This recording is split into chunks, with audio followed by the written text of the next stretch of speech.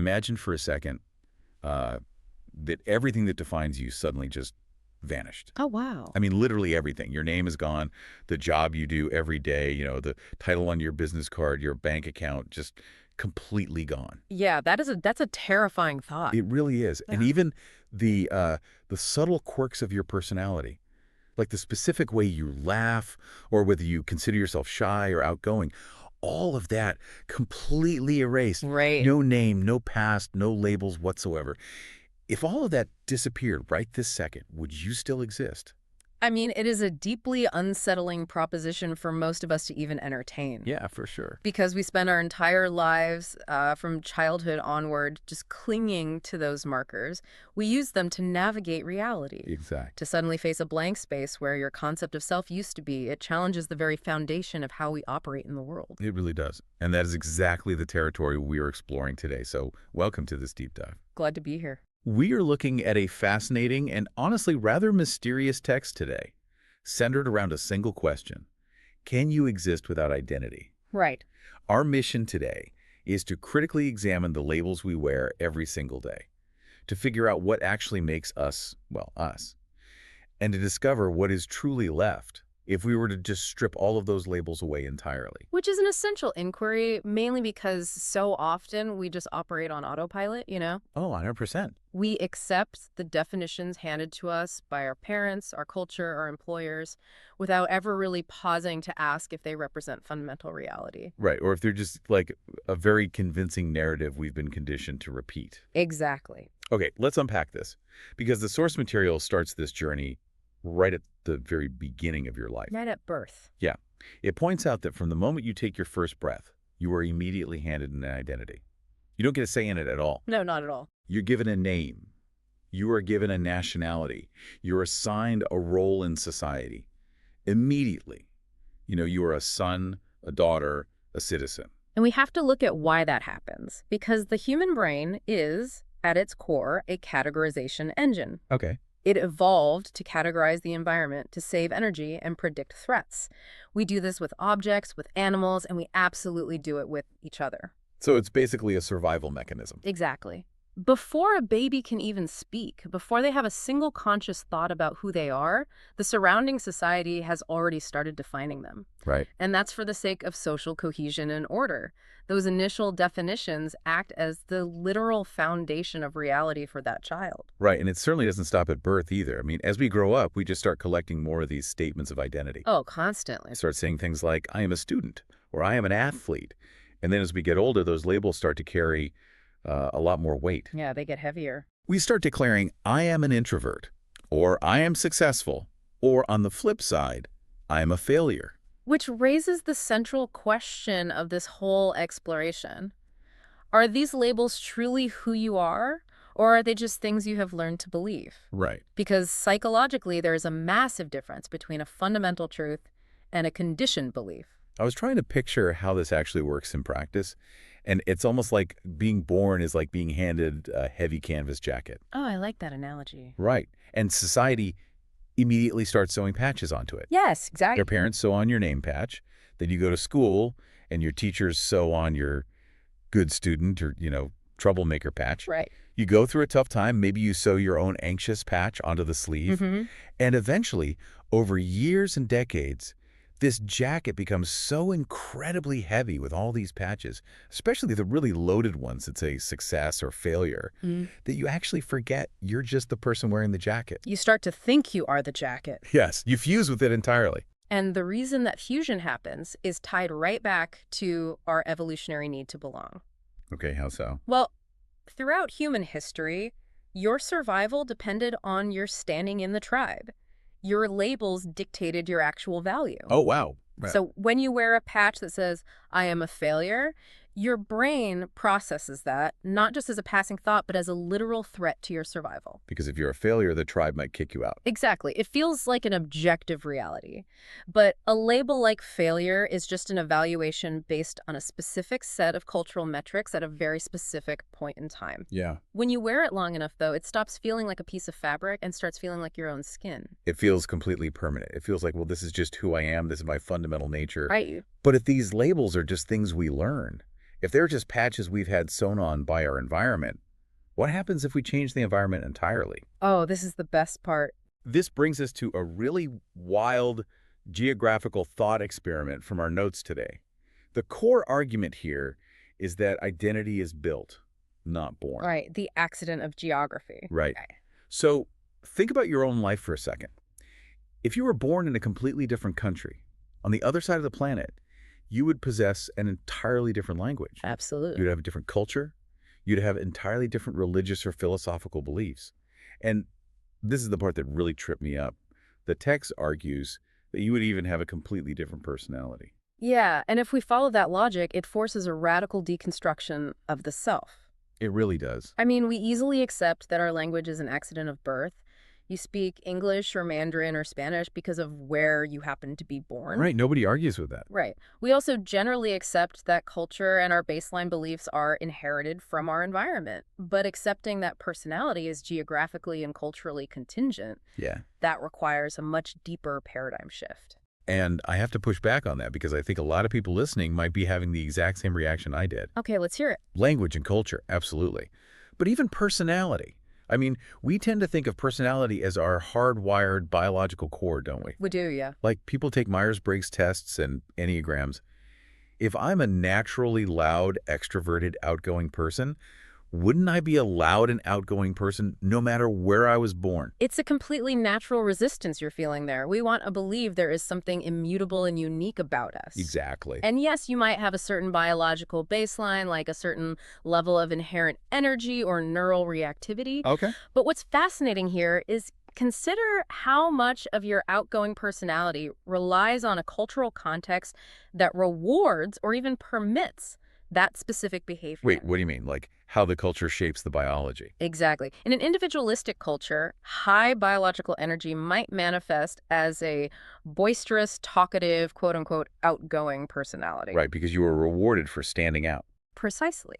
But if you take that exact same biological energy and place it in a culture that heavily prioritizes collective harmony and actually penalizes standing out, Oh, wow. that internal energy has to find a completely different route. It might be channeled into intense, tireless communal work or deep, quiet empathy. That makes so much sense. The biological trait is just raw material. The expression of that trait, the actual personality you present to the world, the label you identify with, is entirely shaped by the mold it is poured into. Oh, I see. So the specific loud and boisterous patch might not even exist in another culture's sewing kit. Precisely. You wouldn't wear it because it literally wouldn't be available to you. Wow. And this brings us to a logical synthesis. If even your personality, the thing you probably consider your most intimate, hardwired truth, depends heavily on the specific coordinates of where you were born, then identity is not something you fundamentally are. Right. It is a construct. It is something built over time by your surroundings. Which means, and this is a massive realization, anything that can be built can also be dismantled. That is the crux of this entire philosophical inquiry. If the jacket was put on you, it can be taken off. Which honestly sounds a little terrifying at first. Oh, absolutely. I mean, the idea of taking off my entire identity sounds like stepping out of an airlock into space. Yeah. But the material pivots here to show us that this removal of identity isn't just some abstract, scary academic concept. It actually happens to us naturally. It does. We all experience moments in life where the identity just vanishes on its own, and usually it feels amazing. We're talking about the flow state here. Yes. There are several very specific, highly relatable instances where the heavy jacket of identity simply falls away without any conscious effort on our part. Exactly. Yeah. Like when you are deeply lost in music, when you are fully present in nature, or when time just seems to completely disappear because you are so focused on a task. Right. Think about being in the crowd at a live concert. The music is incredibly loud, the rhythm is vibrating in your chest, the lights are flashing. You're just totally immersed. Yeah, and for maybe 5 solid minutes, you weren't thinking about your mortgage. You weren't thinking about your introvert patch or your success patch. Not at all. You completely lose the story of who you are. Yeah.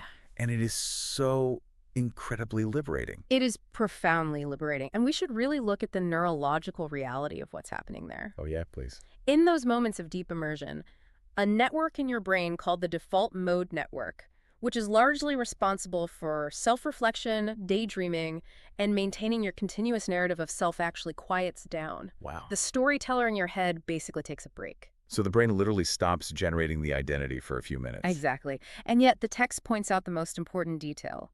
In those moments where you aren't thinking about who you are still just existing. Yeah. You are still there. No labels, no story, no identity.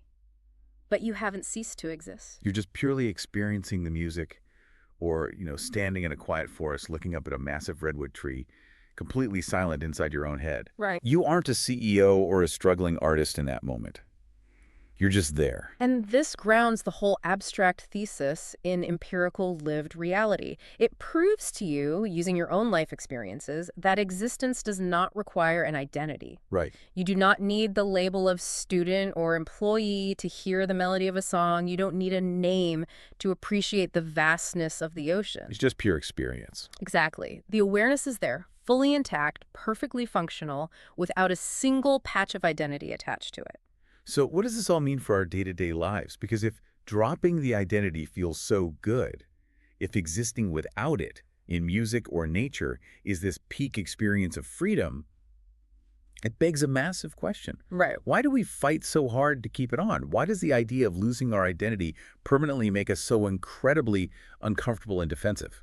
It all comes down to control, and again, this ties back to how our brains evolved. Okay. Identity gives you a sense of control over your environment. It acts as an anchor in a chaotic world. That makes sense. It constantly tells you, this is who I am, and importantly, this is my place in the social hierarchy. Right. It provides a map of reality. A map, a set of rules, a predictable script for how to behave and what to expect from others.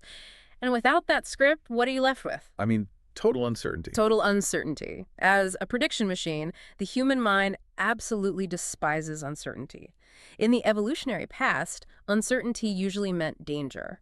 But isn't having a place in the world necessary? I mean, I get the beauty of losing yourself in a song, but eventually the concert ends. Sure. The lights come up, you have to walk to your car, drive home, and interact with society the next morning. Yeah, you have to go back to life. How are you supposed to function if you embrace total uncertainty?